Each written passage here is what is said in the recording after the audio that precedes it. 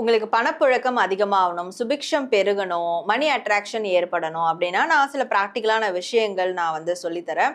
ஈஸியான விஷயங்கள் தான். நம்ம வீட்ல கடைபிடிச்ச விஷயங்கள் தான். இப்போ எத்தனை பேர் வீட்ல கடைபிடிக்கிறீங்க அப்படின்னு தெரியல. அதுல சில விஷயங்கள் நான் வந்து சொல்றேன்.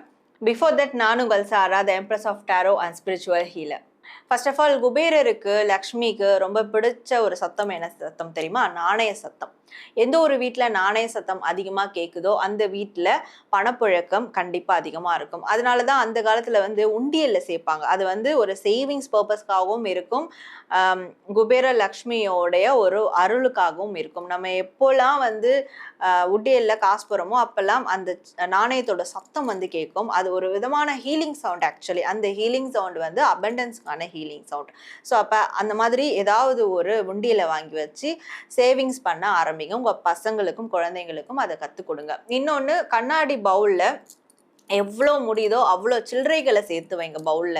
உங்களுடைய பூஜை அறையில வைக்கலாம், உங்களுடைய ஹாலில் வைக்கலாம், உங்களுடைய சமையல் அறையில வைக்கலாம். எங்கெங்கெல்லாம் வைக்க முடியுதோ பாசிட்டிவான இடங்கள்ல அங்கங்கெல்லாம் வைங்க.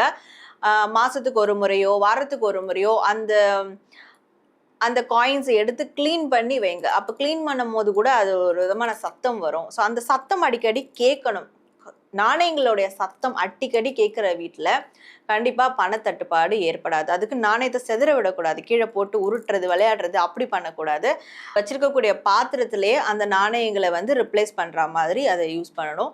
ஸோ இப்படி பண்ணும் போது அந்த நாணயங்களுடைய சத்தம் ஒரு மிகப்பெரிய அபண்டன்ஸ் ஹீலிங் சத்தமா உங்களுக்கு வந்து உருவாகிட்டே இருக்கும். இன்னொன்று, இன்றைய காலகட்டத்தில் அதே மாதிரி நம்ம யாரும் கையில வந்து பணத்தை யூஸ் பண்றதில்ல. எல்லாமே வந்து மொபைல் மூலயமா தான் பண்ணிக்கிட்டு இருக்கோம்.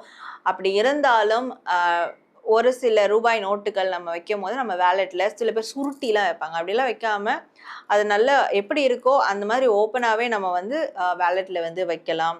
ஸோ குபேர பூஜைன்னு ஸ்பெஷல் பூஜை இருக்கு. இந்த காயின்ஸை வச்சு பூஜை பண்றது தான் குபேரர் பூஜை. அதனுடைய மெயின் திங்கு அதுதான். ஸோ அந்த மாதிரியான பூஜைகள் கூட உங்க வீட்டில் வந்து நீங்க செய்யலாம். ஒரு பௌர்ணமிக்கும் பூச நட்சத்திரத்துக்கும் செய்யலாம். இதெல்லாம் தொடர்ந்து செய்யும் போது இது ஒரு ப்ராக்டிஸ் மாதிரி நம்மளுக்கு வந்து உருவாகும். இது வந்து ஒரு மூட நம்பிக்கை, ஸ்பிரிச்சுவல் ரீதியான விஷயம் அப்படி மட்டும் எடுத்துக்காதீங்க.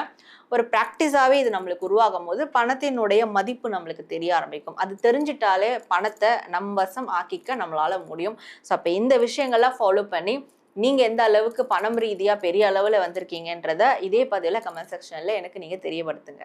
இது மாதிரியான பெஸ்டான தகவல்களை நீங்க தெரிஞ்சுக்கணும்னா நம்மளுடைய பேஜை ஃபாலோ பண்ணிக்கோங்க அண்ட் லைக் பண்ணிக்கோங்க.